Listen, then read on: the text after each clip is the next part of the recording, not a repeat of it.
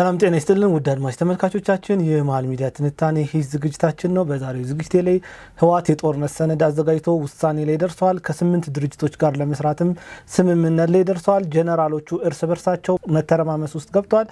የትግራይ ከተሞች የኤርትራን ከተማ መስለዋል። ፋኖና ህወሓት እንዲሁም የጠቅላይ ሚኒስትር ዶክተር አብይ አህመድ ጠላቶች ከአርሰናል ጋር አንድ አይነት ሁኔታ ላይ ወድቀዋል። አጠቃላይ በዛሬው ዝግጅቴ ላይ ትግራይ ራሷን እንደ ዲፋክቶ ስቴት ለማድረግ እየሰራች ያለችበት ሰነድ እጃችን ገብቷል። እሱን ሰነድ በተመለከተ ሁሉንም ነገር የምንነግራችሁ ይሆናል። ውድ አድማጭ ተመልካቾቻችን ከአፍታ ቆይታ በኋላ ስንመለስ በቀጥታ ወደ ፕሮግራሜ የማልፍ ይሆናል። እስከዛው ሚዲያችንን ሰብስክራይብ፣ መረጃዎቹን ደግሞ ላይክና ሼር በማድረግ የመሃል ሚዲያ ቤተሰብ ይሁኑ። ሀሳብ አስተያየታችሁንም መስጠታችሁን አትርሱ። ከአፍታ ቆይታ በኋላ እመለሳለሁ። መልካም ስም በስራ ይገለጻል። ስራችን ደግሞ ለኛ ምስክር ነው። ድርጅታችን ሰመር ሪል ስቴት ከዚህ በፊት በመሃል ካሳንቺስ ጥንቅቅ አድርገን ሰርተን ባስረክብናቸው ብዙዎች ያውቁናል። ዛሬ ደግሞ በዲፕሎማቶች መንደር በእንግሊዝ ኤምባሲ አጠገብ እንዲሁም በአዲሱ ቤተመንግስት ስር እጅግ ዘመናዊ አፓርትመንቶችን ከታላቅ ቅናሽ ጋር አቅርበንሎታል። እጅግ ዘመናዊ ሊፍቶች፣ የመዋኛ ገንዳ፣ በቂ መሰብሰቢያ አዳራሽንና ለአንድ አባወራ 2 የመኪና ማቆሚያም አዘጋጅተናል። በካሬ ከ84000 ብር ጀምሮ በ10% ቅድመ ክፍያ ለአጭር ጊዜ የሚቆይ እስከ 30% ልዩ ቅናሽ ይዘንሎት መተናል። ለበለጠ መረጃ በ0994 00 3949 ላይ አለያም በ0923 70 4049 ላይ ይደውሎ። ሰመር ሪል ስቴት። ወደ ዋናው አጀንዳ ነው ማልፈው። አርሰናልና የጠቅላይ ሚኒስትር ዶክተር አብይ አህመድ ተቃዋሚዎች አንድ አይነት ናቸው። በአመቱ መጀመሪያ ላይ ሁለቱም ትልቅ እቅድ ያቅዳሉ። አርሰናል ዋንጫ ለመብላት፣ የጠቅላይ ሚኒስትር ዶክተር አብይ አህመድ ተቃዋሚዎች ደግሞ ጠቅላይ ሚኒስትር ዶክተር አብይ አህመድን ከስልጣን ለማውረድ ያቅዳሉ። ሁለቱም የተለያየ አይነት መፍጨርጨርን ያደርጋሉ። ሁለቱም ለደጋፊዎቻቸው ሊፈጸም የማይችል ታላቅ ተስፋን ይሰጣሉ። ደጋፊዎቻቸው ተስፋ አይቆርጡም። ሁሌም እንደሚያሸንፉ፣ በአመቱ መጨረሻ ላይ ሻምፒዮን እንደሚሆኑ ይገምታሉ። አመቱ ሲጠናቀቅ የአርሰናል ደጋፊ ያለ ዋንጫ ሲያጠናቅቅ እነ ጀዋርና እነ ዘመነ ካሴን ደግሞ ሲደግፉ የነበሩ ደጋፊዎች ባዶ ተስፋቸውን ታቅፈው ድጋሜ ለሚመጣው አመት ሌላ እቅድ ሲያቅዱ እናያለን። ማቀድ አይሰለቻቸውም በፍጹም። በሚቀጥለው አመትማ የእኛ ነው አመቱ ይላሉ። በሚቀጥለው አመት ላይ የመጨረሻውን ሳቅ የምንስቀው እኛ ነን ሲሉ ይፎክራሉ፣ ይሸልላሉ። አሁን ዩኬሬሽን ገዝተናል፣ ሳሊባን የሚያክል የዓለም ቁጥር 1 ተከላካይ የለም፣ ኦዲጋርድን የሚያክል የመሃል ሜዳ ሞተር በእጃችን ላይ ነው የሚገኘው፣ ጥቁሩ አልማዝ ሳካ አለችን፣ በክንፍ ትበራለች፣ አርቴታን የመሰለ ከፔፕ ጋርዲዮላ ስር ቁጭ ብሎ እውቀትን የቀሰመ አሰልጣኝ በሜዳው ጠርዝ ላይ ያለ። ስለዚህ በሚቀጥለው አመት ዋንጫ እንበላለን። ይሄ አንድ እቅድ ነው። ሌሎቹም ልክ እንደዚህ ደግሞ የነ ዘመነ ቡድን፣ የነ ጀዋር ቡድን፣ የተለያዩ ተቃዋሚዎች ደግሞ በሚቀጥለው አመት ጠቅላይ ሚኒስትር ዶክተር አብይ አህመድን ከስልጣን አውርደን እኛ ስልጣን እንይዛለን ሲሉ ያቅዳሉ። አመቱ መጨረሻ ላይ ግን አት ዘ ኤንድ እነዚህም ስልጣን አይዙም፣ እነዚህኞቹም ዋንጫ አይበሉም። ሁልጊዜም ለደጋፊዎቻቸው ተስፋ ከመስጠት የዘለለ ምንም ምርጫ የሌላቸው ሰዎች ናቸው። በተደጋጋሚ ተስፋ ይሰጣሉ፣ በተስፋ ብቻ እያኖሯቸው ይገኛሉ። ለዛ ነው አርሰናልና የዶክተር አብይ አህመድ ተቃዋሚዎች ደጋፊ አንድ ናቸው የምላችሁ።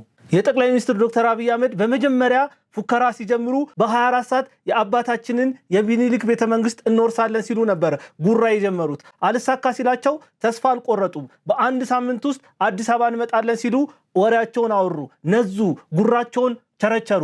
ከዛ በኋላ ደጋፊዎቻቸው በተስፋ ይጠብቋቸው ጀመረ። አንድ ሳምንት አለፈ። ደጋፊዎቻቸው በአንድ ሳምንት የሚመጡ መስሏቸው ጮቤ ረገጡ፣ በደስታ ሰከሩ፣ የሚያደርጉትን አሳጧቸው። በቃ ከሳምንት በኋላ ፋኖ አዲስ አበባን ይቆጣጠራል ሲሉ ወሬያቸውን መንፋት ጀመሩ። ይሁን እንጂ 15 ቀን አለፈ። ወሩም ተጋመሰ። ወፍ እነሱ እንኳን ሊመጡ ካሉበት ንቅንቅ ማለት አልቻሉም። ዘመነ ካሴን ብልጥናት ድንገት ብቅ ብላ አንድ ወሬ ታወራለች። ከማን ጋር ነው የምንደራደረው? ከዚህ በኋላ ድርድር የሚባል የለም፣ ምንግርግር የሚባል የለም። እኛ የምንደራደረው 4 ኪሎን ከሰጡን ብቻ ነው ይላል። ተስፋ ይሰጣል ማለት ነው። እንመጣለን ነበረ፣ አልመጡም። ከዛ ደግሞ ወጣና ተስፋ ሰጠ። ምን ብሎ? ከማን ጋር ነው የምንደራደረው ብሎ። ደጋፊው አሁንም ተስፋ ሰንቆ ዘመነ ንጉስ ነው፣ ንጉሳችንም አይዋሽም፣ ከተናገረ ይፈጽማል እያሉ የዘመነ ካሴን አፍ አምነው ብዙዎች ተስፋ ሰንቀው ጫካ ገብተው መሳሪያ ሲሳይ ሆነዋል። እንኳን 4 ኪሎ ሊመጡ ከነበሩበት ዋና ከተማ ወደ ዱር ቤት ተዘዋውረው በሸለቆና በወንዝ መካከል መደበቅ ጀመሩ። ይሄ ተስፋ ብቻ ነው። ምንም የማይጨበጥ ጉም የሆነ ተስፋ ነው የሚሰጣቸው። ዘመነ ካሴ መጣና አርሰናልም ልክ እንደዚህ ነው። ተነስቶ ዘንድሮ ሁለተኛ ወጥተናል፣ ከኒውካስትል ጋር የነበረውን ጨዋታ እየመራን ነበረ። እየመራን ነጥብ መጣል አልነበረብንም እኮ 4 ጎል አግብተን 4-0 እየመራን በመጨረሻ 4 እኩል ወጣን። ይህንን ጨዋታ እኮ አቻ ባንወጣ ኑሮ ሁለተኛ እንወጣም ነበረ። ስለዚህ ዘንድሮ እንሻላለን። ሻሼ 15ኛ ነው የወጣችው እኮ ይልና ከማንቸስተር ዩናይትድ ጋር ይፎካከራል። ከመሪው ማንቸስተር ሲቲ ትቶ እንበለዋለን ሲል ከነበረው ዋንጫ ርቆ ታች ካለው ከማንቸስተር ዩናይትድ ጋር ይፎካከርና ራሱን ተስፋ ይሰጣል። በሚቀጥለው ዓመት ደግሞ እንበላለን ብሎ የሚቀጥለውን ዓመት ተስፋ አድርጎ ይጀምራል። እነ ዘመነ ካሴም ልክ እንደዚሁ ናቸው። በዓመቱ መጀመሪያ ይመጡና 2017 የኛ ነው ሲል ተስፋ ይሰጣል። ከዛ ደጋፊው ድጋሜ ተስፋ አይቆርጥም፣ በተስፋ ይጠብቋል። አርሰናልም ዋንጫ ይበላም፣ እነሱም ወፍ ምንም አዲስ አበባ 4 ኪሎ ሳይመጡ ጭራሽ ከ4 ኪሎ እየራቁ ወደ ኤርትራና ወደ ሱዳን ተሰደው ተቀመጡ። ዓመቱ አልቋል። ዘንድሮ የኛ ነው። አርሰናሎች የዓለም ቁጥር 1 ነን። ከዛ ዓመቱ ሲያልቅ ደግሞ ሌላ የውድድር ዓመት ይጀምራል። ከዛ ዓመቱ መጀመሪያ ላይ ሌላ ውድድር ሲጀመር አርሰናል ሻምፒየንስ ሊጉን መምራት ጀመረ። ሻምፒየንስ ሊጉን መርቶ አጠናቀቀ። ለ4 ዋንጫ እየተፎካከረ ይገኛል። ስለዚህ ምን አሉ? ከዚህ በኋላ 4 ዋንጫ ነው የምንበላው። ሻምፒየንስ ሊጉንም በአንደኝነት አጠናቀን ወደሚቀጥለው ዙር አልፈናል። ካራባኦ ካፕም ለፍጻሜው ደርሰናል። ኤፍ ኤ ካፑንም ለመብላት እድሉ አለን። ፕሪሚየር ሊጉ ኦልሬዲ የተበላ ቁብ ነው ብለው ራሳቸውን ለ4 ዋንጫ አጭተዋል። ትናንትና ማታ ከወልቭስ ጋር ተጫውተው 2-2 ሲለያዩ ከተከታያቸው ማንቸስተር ሲቲ አንድ ተስተካካይ ጨዋታ እያለው በ5 ነጥብ ቀርተዋል። ማንቸስተር ሲቲ ቀጣዩን ጨዋታ የሚያሸንፍ ከሆነ ነጥባቸው ወደ 2 ዝቅ ይላል ማለት ነው። ይሄንን ነው የምነግራችሁ። ከዛ በኋላ ሲቲ እና አርሰናል እርስ በርሳቸው ይጫወታሉ። ያኔ ሲቲ ካሸነፈ ሲቲ ዋንጫውን ይበላል። በእርግጥ አሁንም በአርሰናል እጅ ነው ዋንጫ መብላትና አለመብላት። ግን አርሰናል ዋንጫው ጫፍ ሲደርስ ይፈራል፣ አይበላም፣ ጾመኛ ነው። ልክ እንደዚሁ ናቸው እነ ዘመነ ካሴም እየሸሹ ነው የሚሄዱት። ለደጋፊዎቻቸው ግን ተስፋ በመስጠት ቁጥር 1 ናቸው። እነሱን የሚያክል ተስፋ የሚሰጥ የለም። ልክ ዓመቱ መጨረሻ ሲጠናቀቅ እርግጠኛውን የምናገረው ወይ ኤፍ ኤ ካፑን ወይ ካራባኦ ካፑን ይበሉና ከዛ ለ4 ዋንጫ እኮ ነበር የተጫወት ነው እኛ ከሻሼ እንሻላለን ይሏል። ሄደው ከማንቸስተር ዩናይትድ ጋር ይፎካከራሉ። ማንቸስተር እኮ ለ4ቱም ዋንጫ አልተጫወተም። እንደውም ሻምፒየንስ ሊግ ለመግባት ነው ሲጫወት የነበረው። ደፋ ቀና ሲል የነበረው 4ኛ ለመሆን፣ 5ኛ ለመሆን፣ 3ኛ 2ኛ ለመሆን ነው። እኛ ግን ለ4 ዋንጫ ተጫውተን ቢያንስ 1 ዋንጫ አሳክተናል። ይሄም ስኬት ነው ይልሃል። በሚቀጥለው ዓመት ሌላ ተስፋ ይዘው ብቅ ይላሉ። በቃ ተስፋ ብቻ ነው የሚበላ። ማሸነፍ የሚባል ሻምፒዮን የሚባል ነገር አያውቁ። እነሱ ያቅዳሉ፣ ሌላው ዋንጫ ይበላል። ዘመነ ካሴ ያቅዳል። ዶክተር አብይ አህመድ ትልቅ ስራዎችን ሰርቶ አንደኛ ሆኖ ያጠናቅቃል። ዓመቱ ሲያልፍ ጀዋር ይሳደባል። አብይ አስደናቂ ጉዞን አድርጎ ትልልቅ ፕሮጀክቶችን ያስመርቃል። መሳይ መኮንንና ፋሲሌን ያለም እሪ ሲሉ ይውላሉ።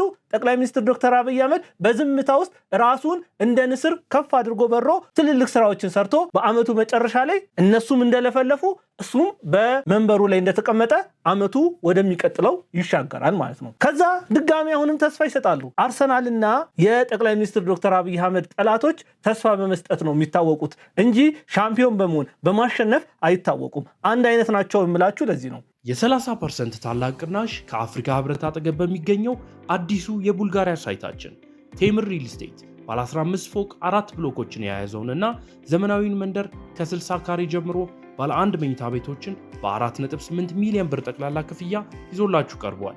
በተጨማሪም የዲፕሎማቶች መኖሪያ በሆነችው ሳር ቤት እናም በአዋሬ እስከ 35% ወይም እስከ 5 ሚሊዮን ብር ድረስ በሚደርስ ልዩ ቅናሽ የቤት ባለቤት እንዲሆኑ እንጋብዛለን። ንግዶን ለማሳደግ ደግሞ በመሃል ፒያሳ በአድዋ 00 ፊት ለፊት በ1.4 ሚሊዮን ብር ቅድመ ክፍያ ብቻ የሚሸጡ ጥቂት ሱቆችን አቅርበናል። በጋርመንት ገላንና ቡልጋሪያ ደግሞ የመኖሪያና የንግድ አማራጮችን በእውነተኛ ቅናሽ ያገኛሉ። ቴምር ሪል ስቴት ባለፉት 10 ዓመታት ከ500 በላይ ቤቶችን ለባለቤቶቻቸው በማስረከብ የታመነ ስም ነው። ዛሬውኑ በ0979 793956 ወይንም 0979 794997 ይደውሉልን። በዋትሳፕ እና ቴሌግራምም ያገኙናል። ቴምር ሪል ስቴት የጥራትና የታማኝነት መገለጫ። እዚህ ጋር አንድ ቀልድ ትዝ አለኝ። በልጅነቴ ነው ይህንን ቀልድ የሰማሁት።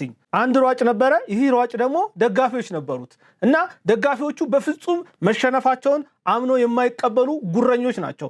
ሩጫው እንደተጀመረ ሯጩ በፍጥነት ከፊት ሆኖ ይመራ ጀመረ። በጣም በረረ፣ ፈጠነ። ሁሉም ከኋላዎች ነው ያሉት። የዛን ሰዓት ስሙን እያነሱት ስሙን እንትና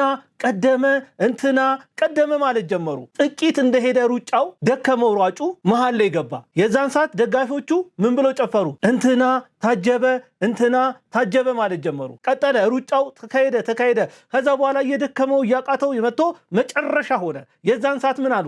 አሁንም መሸነፋቸው ማመን ስለከበዳቸው እንትና ነዳቸው ማለት ጀመሩ። በጣም ሯጮቹ አፈትልከው ሲሄዱ እሱ አቅም አጥቶት ወደ ላይ ሲለው የዛን ሰዓት ምን ቢሉ አሪፍ ነው? እንትና ናቃቸው ማለት ጀመሩ። እንዲህ ናቸው እነ ዘመነ ካሴ፣ መሸነፋቸውን አምነው የማይቀበሉ፣ ምንም ማድረግ የማይችሉ፣ ተስፋ መስጠት ብቻ የሚችሉ መሆናቸውን አምነው መቀበል የማይችሉ ናቸው። የዚህን ያክል የወረዱ ናቸው። በፍጹም መሸነፋቸውን አምነው ስለማይቀበሉ ነው ማሸነፍ ያቃታቸው። ሁልጊዜም ለደጋፊዎቻቸው የማይሆን የማይጨበጥ ጉም የሆነ የማይዘገን ተስፋ ይሰጣሉ። የአርሰናል ደጋፊዎችም በዚህ ነው በአርሰናል ላይ ምርር ያላቸው። አርሰናል አመቱ መጀመሪያ ሲጀመር ዋንጫ እንደሚበላ ተስፋ ያደርጋሉ። አት ዘ ኤንድ ደግሞ ዋንጫ አይበላም። በሚቀጥለው ዓመት ማቀዳቸውን አያቆሙም። ህወሓትም ልክ እንደ ፋኖ ሆኗል። በዚህ ሰዓት መሸነፉን አምኖ መቀበል አቅቶታል። እየተንደፋደፈ ይገኛል። አሁን ያለችዋን ኢትዮጵያ ማሸነፍ አልቻለም። ህወሓት ተቀጥቅጦ ነው የተሸነፈው። ነገር ግን አፈር ልሶ ትናንትናውን ረስቶ ዛሬ ላይ ብድግ ብሎ ተነስቶ ደረቱን ነፍቶ እናሸንፋለን፣ ወደ ጦርነት እንገባለን፣ እንመክታለን እያለ ይገኛል። ትናንትናውን ረስቷል። ተስፋ ሰንቋል። ልክ እንደ ፋኖ ደጋፊዎች ማለት ነው። አዳዲስ ነገሮች አይፈጥሩም። ሁልጊዜ መፎከር ነው። ማሸነፍ የሚባል ነገር የለም። ተስፋ መስጠት ነው። የሚገርማችሁ ነገር አንዴ ከሱዳን ጋር፣ አንዴ ከግብፅ ጋር፣ ሌላ ጊዜ ከሻቢያ ጋር ተደምረው ነው የኢትዮጵያን መንግስት ለመፈተን እየሞከሩት ያለው። ነገር ግን የኢትዮጵያ መንግስት ከህወሓት ብትደመር፣ ከሸኔ ብትመሳጠር፣ ከፋኖ ጋር ብትቀላቀል ምንም የሚፈራው ነገር የለም። እናንተ አመቱ መጀመሪያ ላይ ታቅዳላችሁ። አት ዘ ኤንድ ደግሞ ጠቅላይ ሚኒስትሩ ይበልጣችኋል፣ ያሸንፋችኋል። እናንተ ታቅዳላችሁ፣ በጠቅላይ ሚኒስትሩ ትሸነፋላችሁ። አርሰናልም አመቱ መጀመሪያ ላይ ዋንጫ በላለሁ ብሎ ያቅዳል። ከዛ በኋላ አመቱ መጨረሻ ላይ ሌላ ቡድን ዋንጫ ይበላል። የሚገርመው ነገር አመቱን ሙሉ ግን አርሰናልም ሊጉን ይመራል፣ በመጨረሻ ነው የሚሸነፈው። እናንተ ማህበራዊ ሚዲያውን እናሸንፋለን በሚል ፕሮፓጋንዳ በውሸት ብዛት ሚዲያውን የመራችሁት አመቱ መጨረሻ ድረስ ትሄዳላችሁ። ግን መጨረሻ ላይ ሻምፒዮን የሚሆነው ጠቅላይ ሚኒስትር ዶክተር አብይ አህመድ ነው። መጨረሻ ላይ ሻምፒዮን የሚሆነው ሌላ ቡድን ነው። ትልቁ በአርሰናልና በጠቅላይ ሚኒስትር ዶክተር አብይ አህመድ ጠላቶች መካከል ያለው ልዩነት አርሰናል አመቱን ሙሉ ሊጉን ሲመራ በብቃቱ ነው፣ በችሎታው ነው የሚመራው፣ በልጦ ነው የሚመራው። አት ዘ ኤንድ ነው የማያሸንፈው። እነዚህ ግን ጠቅላይ ሚኒስትሩን በልጠው አይደለም ማህበራዊ ሚዲያውን የሚመሩት፣ በውሸት አንደኛ ስለሆኑ በውሸት ነው የሚመሩት። አት ዘ ኤንድ ውሸት የፈለገውን ያክል ቢሮጥ ቢቀድም እውነት አሸናፊነትና ከኋላ ተነስቶ የጠቅላይ ሚኒስትር ዶክተር አብይ አህመድ እውነት አሸናፊ ትሆናለች። ህወሓትና ፋኖ ልክ እንደ ኔትፍሊክስ ናቸው። ሁሌም በቀጣይ ሲዝን ነው የሚሉት። ምንም ማሸነፍ የለም፣ ተስፋ ብቻ ነው የሚሰጡት።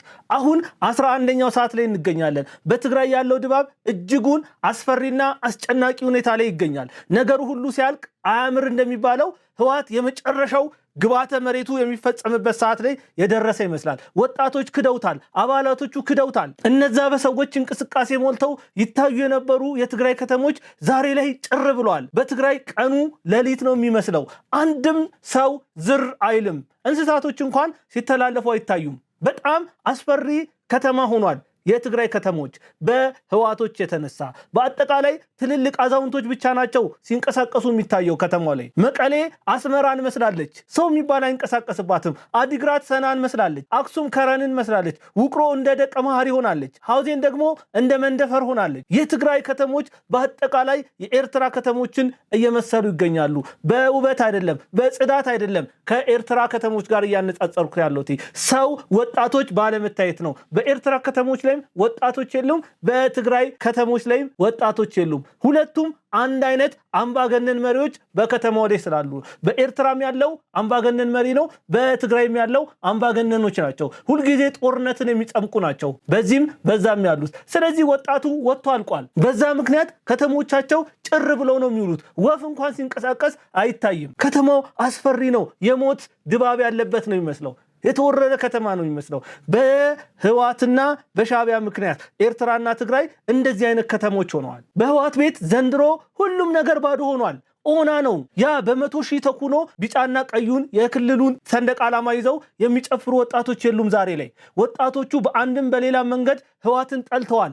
መቀሌ ስታዲየም ከአፍ እስከ ገደፉ ሞልቶ እንበር ተጋዳይ ላይ የሚለው ሙዚቃና ሌሎች የመስዋዕትነት ዝማሬ የሚዘምር አሁን ላይ የለም። እኛ ተራራን ቀጥቃጭ ትውልድ ነን የሚል ወጣት የለም ዘንድሮ። አዳራሽ ሞልቶ በቢጫና በቀይ ኮፍያ አጊጦ የሚከበር የሰማዕታት ቀን የለም ዛሬ። ጥቂት እናቶች ፍርሃት ባሸበበው ፊታቸው ላይ ሆኖ ነው ይህንን የካቲት 11 ያከበሩት የክልሉን ባንዲራ ይዘው ማለት። እንደውም በአንዳንድ ቦታ ላይ ከኢትዮጵያ ባንዲራ ይልቅ የሱዳንን ባንዲራ የያዙ እናቶች ታይተዋል። ፈልገውት አይመስለኝም። እኔ እነዛ እናቶች ፖለቲካም ገብቷቸው አይደለም፣ ግድ አድርጉ የተባሉ ነው የሚመስለኝ እና ያንን ይዘው ወጥተዋል። ያ ደማቁ ጭፈራው ከተማውን ያንቀጠቅጥ የነበረው የህዋት ድግስ ዛሬ ላይ የለም። የድሃ ድግስ መስሏል። የኮሰመነ ድግስ መስሏል። ያ የካቲት 11 ወጣቱ ሞት እንዳመጣላቸው ተረድቷል። የመታረጃ መንገድ እንደሆነ ገብቷቸዋል። የካቲት 11 ምን አመጣልን ብለው መገምገም ጀምሯል። የምን ህዋት ነው ብለው አንቅረው ተፍቷቸዋል። እንስሳቶቻቸው ሁሉ ሳይቀሩ በሰንደቁ አምረው ተውበው የሚሸልሉበት ያ የካቲት 11 ዘንድሮ የለም። በጥቂት ሰዎች ብቻ ነው የተከበረው። የዚህን ያክለው ህዋቶች የወረዱት። ፋኖም ልክ እንደዚሁ ነው። ትናንትና በብዙ ሺህ ደጋፊዎች ነበሩት። ዛሬ ላይ ሁሉም ማህበረሰብ ከፋኖ እየሸሸ ይገኛል። ምክንያቱም የፋኖን አውሬነት፣ የፋኖን ተላላኪነት የአማራ ማህበረሰብ ገብቶታል። ህዋትና ፋኖ ዛሬ አንድ አይነት ናቸው። የአንድ ሳንቲም ሁለት ገጽታ እንደሚባለው ናቸው። በአንድ ልብ ነው የሚተነፍሱት። በአንድ አፍ ነው የሚያወሩት። አንድ አይነት እሳቤ ነው የሚያራምዱት። ያ ሁሉ ድለቃ ዘንድሮ የለም። ያ ሁሉ ግርግር፣ ወከባ፣ ሙዚቃ፣ የከበሮ ምሽት፣ መሽከርከሩ የለም። ነገሩን ሁሉ ወጣቱ ገብቶታል። በቃኝ ከዚህ በኋላ አይመለከተኝም ብሎ ህዋትን አንቅሮ ጠፍቷል። አሁን በትግራይ ያለው ሁኔታ በኤርትራ ከተሞች ጋር ካለው ጋር ይመሳሰላል። ሰዎች ምንም አይነት እንቅስቃሴ የለም በትግራይ ከተማ ማለት ነው። ያ ለጉድ የሚሸልሉበት የሚያቅራሩበት ድንፈታቸው ተቀዛቅዟል። ስታዲየም ሞልቶ ዘላለማዊ ክብርና ሞገስ ለጅጋኑ ሰማዕታት ሲሉ የሚያከብሩት የካቲት 11 ዘንድሮ በጥቂት ካድሬዎች ብቻ ነው የተከበረው። ይሄ ክብረ በዓል ደግሞ ልክ እንደ ከዚህ ቀደሙ ጀግናንን በደማችን ወደ 4 ኪሎ እንመለሳለን የሚል መፈክር አልታየበትም። አቅማቸው ገብቷቸዋል። አቅማቸውን እንዳጡ አውቀዋል፣ ተረድተዋል። አሁን ላይ ሌላ ሐሳቤ ይዘው ብቅ ብለዋል። በእርግጥ ይሄ ሐሳቤ በህዋት አእምሮ ውስጥ ትናንትናም የነበረ ለዘመናት ሲንሸራሸር የቆየ ነው፣ አዲስ አይደለም። ግን ይህንን ሐሳቤ ወደፊት ይዘውት መጥተዋል። ህዋቶች ሁልጊዜ ይህንን በዓል ሲያከብሩ የሚያስቀምጡት መሪ ቃል አለ። የዘንድሮ መሪ ቃላቸው ምን ይላል መሰላችሁ? ብሔራዊ አንድነት፣ የራስን ዕድል በራስ ለመወሰን የሚል ርዕስ ነው አለው። ይሄ ማለት ቀጥታ ከአንቀጽ 39 ጋር የሚገናኝ ነው። ቀጥታ ያንን ሐሳቤ ላይ ነው የቆሙት። እንገነጠላለን የሚል ማስፈራሪያ ነው ይዘው የመጡት። ከዛ ጉልበታችን ተራራን ያንቀጠቅጣል፣ ተራራን አንቀጥቅጠን የጠቅላይ ሚኒስትር ዶክተር አብይ አህመድን አንበርክከን ደምስሰን ወደ 4 ኪሎ እንመለሳለን የሚለው ጉራቸውን ትተው ዛሬ ላይ እንገነጠላለን የሚል ሐሳብ ይዘው መጥቷል። በእርግጥ ይሄ አዲስ ሐሳብ አይደለም፣ ትናንትናም የነበረ ሐሳብ ነው። ይህ አረፍተ ነገር ቀላል አረፍተ ነገር አይደለም፣ ብዙ ትርጓሜዎች አሉት። ለምሳሌ ብሔራዊ አንድነት ማለት ምን ማለት ነው? በትግራይ ያሉ ወጣቶች በህዋት የተነሳ ተዘርቶባቸው ከነበረው ብሔርተኝነት በተለያየ ምክንያት በአሁኑ ሰዓት እየወጡ ይገኛሉ። ይሄንን በደንብ ተረድተዋል የህዋት ሰዎች። ስለዚህ ምንድነው ያደረጉት? ከዚህ ብሔርተኝነት የተላቀቁ ወጣቶችን ተመልሰው ወደ ትግራይ ብሔርተኝነት እንዲመጡ ብሔራዊ አንድነት ያስፈልገናል ማለት ጀምረዋል። ተከበናል፣ ተወረናል፣ ተንቀናል፣ ተደፍረናል፣ ለብቻችን ስለቆምን ነው ይሄ ሁሉ ነገር ሆነ ያለው። የጠቅላይ ሚኒስትር ዶክተር አብይ አህመድ መንግስት ሊያንበረክከን የፈለገው በገዛ ልጆቻችን እንዳንተዳደር ሊያደርገን ነው። ስለዚህ ወደ ትግራይ ብሔርተኝነት ተመለስ፣ ብሔራዊ አንድነት ያስፈልገናል የሚል ነው ዋናው ሐሳቤ። ይሄ ብሔራዊ አንድነት ከመጣ ከበደለንና ካጠፋን ህዝብ ጋር እንዴት አንድ ላይ ሆነን አትርሱ ይላሉ። ትናንትና በጦርነቱ ወቅት የኢትዮጵያ ህዝብ በጋራ ሆኖ ነው የበደለን፣ በጋራ ሆኖ ነው ያጠፋን። አንድ ላይ ሆነን እንድንኖር አይፈለግም ከነሱ ጋር። ስለዚህ ራስ በራሳችንን እናስተዳድር። ራስን በራስ የማስተዳደር እድላችንን ተጠቅመን ሀገር እንሁን። ሀገር ብንሆን ደግሞ የራሳችን ታሪክ፣ የብቻችን ባህል፣ የራሳችን ወደብ፣ የራሳችን መከላከያ ይኖረናል። ማንም ውጡ ግቡ አይለንም፣ የሚያዘን የለም የሚል እሳቤ እየተዘራ ይገኛል በአሁኑ ሰዓት በትግራይ ክልል። ለዚህም የክልሉ ጊዜያዊ አስተዳደር ታደሰ ወረደ የተናገሩትን ንግግር ማየቱ በቂ ነው። እሳቸው ምንድነው ያሉት መሰላችሁ? የተፈናቃይ መመለስና የግዛታዊ አንድነት ጥያቄዎቻችን በፖለቲካዊ ውይይት ይመለሳሉ ብለን እናስባለን። ቀላል የሚመስል ንግግር ነው፣ ግን እያንዳንዱን እየፈቱ ማየት ያስፈልጋል። ግዛታዊ አንድነት ማለት ምን ማለት ነው? ግዛታዊ አንድነት ማለት እኮ ከፍተኛ መገፋፋት ያለበትን የወልቃይት ፖለቲካ ነው ያነሱት። ይሄ ቦታ ላይ ከባድ ነው። ይሄንን ቦታ ካገኙ እጅግ በጣም አስፈላጊ ቦታ እንደሆነች የትግራይ ሀገር እንድትሆን ስትራቴጂክ ቦታ እንደሆነች ይረዳሉ።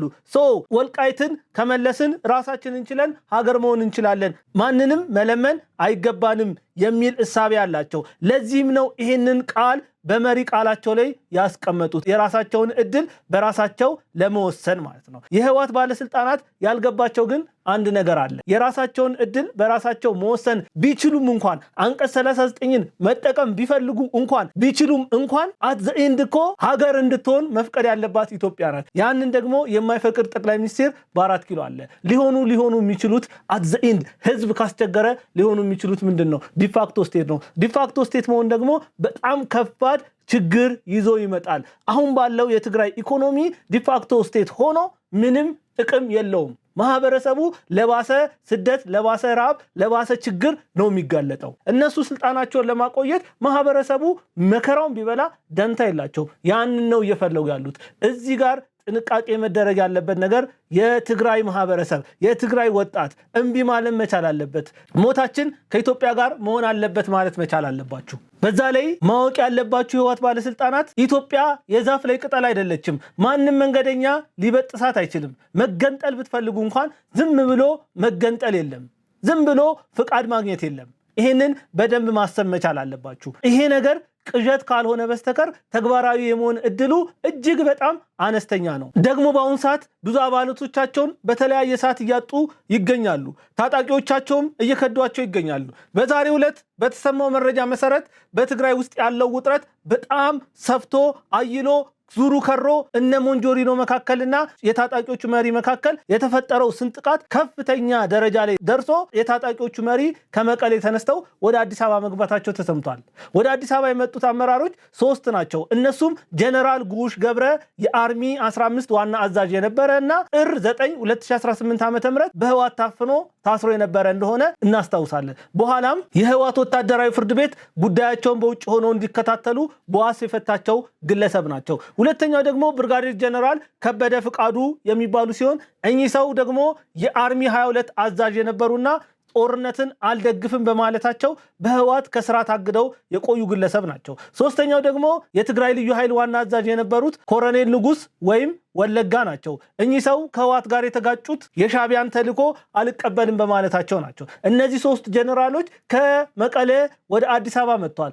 መከፋፈላቸው፣ መሰነጣጠቃቸው በዝቷል። ሊሞት ያለ ድርጅት ሆኗል ህወሓት። በደብረጽዮን ሊቀመንበርነት የሚመራው የ51 ዓመቱ ጎልማሳ ህወሓት ከምርጫ ቦርድም ተሰርዟል። ዳግም በኢትዮጵያ ፖለቲካ ውስጥ ህጋዊ ድርጅት ሆኖ መቀጠል የማይችልበት ደረጃ ላይ ደርሷል። እነ ሞንጆሪኖ ይህንን ያውቃሉ። ስለዚህ ያለ የሌለ ኃይላቸውን አሰባስበው የፌዴራል መንግስቱን አስገድደው ራሳቸውን ህጋዊ ለማድረግ እየሞከሩ ይገኛል። ይሄ ከማይሳካላቸው ከሆነ ደግሞ ከፌዴራል መንግስቱ ጋር ወደ ጦርነት ገብቶ ጦርነቱን በማራዘም ወደ ድርድር በመምጣት ትግራይን ለማስተዳደርና ከቻሉም ትግራይን ሀገር ለማድረግ እየሞከሩ ይገኛሉ።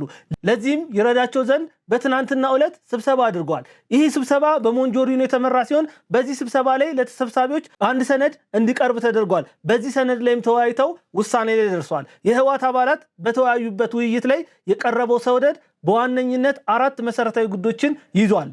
አንደኛው የፖለቲካ ጉዳዮችን የተመለከተ ሐሳብ የቀረበበት ሲሆን ሁለተኛ ደግሞ ማህበራዊና ኢኮኖሚ ሁኔታዎች በትግራይ ምን መምሰል አለባቸው የሚለውን ጉዳይ በሰፊው ይዳስስ ነበረ። በሶስተኛ ደረጃ በዚህ ሰነድ ውስጥ የተካተተው የወታደራዊ ዝግጅቶቻችን ምን መምሰል መቻል አለባቸው የሚል ጉዳይ ነው። አራተኛ ሆኖ በዚህ ሰነድ ውስጥ የተቀመጠው መሰረታዊ ጉዳይ ዲፕሎማሲያዊ ግንኙነታችን ምን መምሰል አለበት በሚለው ጉዳይ ላይ ነው። ተሰብሳቢዎቹ በቀረበው ሰነድ ላይ ከተወያዩ በኋላ ካስተላለፉት ውሳኔዎች መካከል ጥቂቶቹን እንመልከት። አንደኛ አሁን ያለው ጊዜያዊ አስተዳደሩ ፈርሶ አስተዳደሩ በምክር ቤት ወይም በካውንስል እንዲተካ ውሳኔ ላይ ተደርሷል። ሁለተኛ ውሳኔ ላይ የተደረሰበት ጉዳይ የህወሓት የሰላምና ጸጥታ ቢሮ ከሰራዊቱ ተለይቶ ራሱን በራሱ እንዲመራና ራሱን እንዲያስተዳድር የሚል ውሳኔ ተደርሷል። ሶስተኛው ከፌደራል መንግስቱ ጋር የሚጀመረው ጦርነት ጊዜያዊ አስተዳደሩ ሳይሆን ህወሓት በበላይነት እንዲመራው ስምምነት ላይ ተደርሷል። አራተኛ የውጭ ምንዛሬን በተመለከተ ነው ስምምነት ላይ የደረሱት። ግብይቶቻችን በዶላርና በናቅፋ ብቻ እንዲከወኑ የሚል ውሳኔ ላይ ደርሷል። ይሄም ከሻቢያ ጋር ባላቸው ስምምነት ምክንያት ነው ናቅፋን የውጭ ምንዛሬ አድርገው ለመጠቀም ውሳኔ ላይ የደረሱት። አምስተኛ ህወሓት በበላይነት የሚመራው የራሳቸው የባንክ አገልግሎት መጀመር እንዳለበት ወስኗል። ይሄ ማለት ከፌደራል መንግስቱ ምንም አይነት ጫና አይኖርብንም በሚል የወሰኑት ውሳኔ ሲሆን ዋነኛ ዓላማቸው የራሳቸውን ገንዘብ በማሳተም ዲፋክቶ ስቴት መሆን እንደሆነም ታውቋል። አምስተኛ ከዚህ በኋላ ከኢትዮጵያ ቴሌኮም ይልቅ የኤርትራን ቴሌኮም አሊያም ሌሎች አማራጭ የመገናኛ ዘዴዎችን መጠቀም አለብን የሚል ውሳኔ ላይ ደርሷል። ስድስተኛ የተከዜን የኃይል ማመንጫ መብራት ለማግኘት እሱን ብቻ መጠቀም አለብን የሚል ውሳኔ ላይ ደርሷል። ሰባተኛ ከፋኖ ከኦነግና ከሌሎች 8 የኢትዮጵያ ፖለቲካ ኃይሎች ጋር በጋራ ለመስራት ስምምነት ላይ ደርሰዋል። ስምንተኛ ጦርነቱ የማይሳካ ከሆነ በኢትዮጵያ ውስጥ መጠነ ሰፊ ህዝባዊ አመጽ እንዲቀሰቀስ ጥረት ለማድረግ በዚህ ሰነድ ላይ ተቀምጧል። ዘጠነኛ የኃይል ስምሪት እስከ የካቲት 15 ቀን 2018 ዓ.ም ድረስ እንዲጠናቀቅና ዘመቻ አልወጣም በሚል ማንኛውም ተዋጊ የተሰጠው ጥቅም ለምሳሌ የመሬት ይዞታ እንዲነጠቅ፣ እያንዳንዱ የገጠር አመራር ለዘመቻው የሚያስፈልጉ እንደ ዱቄትና ቆሎ ያሉ ስንቆችን እንዲያዘጋጅ፣ በከተሞችም መሰል ዝግጅቶች እንዲደረግ፣ ይፋዊ የግዳጅ ምልመላ ከየካቲት 16 ቀን 2018 ዓ.ም ጀምሮ ተግባራዊ እንዲሆን በዚህ ሰነድ ላይ ተወስኗል። የትግራይ ትራፊኮች፣ መደበኛ ፖሊሶች፣ የፖሊስ ሰራዊት የነበሩ ከዚህ በፊት በቲዴፍ ውስጥ ያሳለፉ አጠቃላይ ከሰራዊቱ የተሰናበቱ አባላት ወደ ቲዴፍ እንዲመለሱ ትዕዛዝ ተሰጥቷል። ይሄ ለህወሓት የመጨረሻ እድሉ የሚሆን ይመስለኛል። ለአንዴና ለመጨረሻ ጊዜ ግብዓተ መሬቱ የሚፈጸም ይሆናል። በተወለደ በ51ኛ ዓመቱ ሞተ የምንለው ድርጅት እንዳይሆን መስጋት መቻል አለባቸው።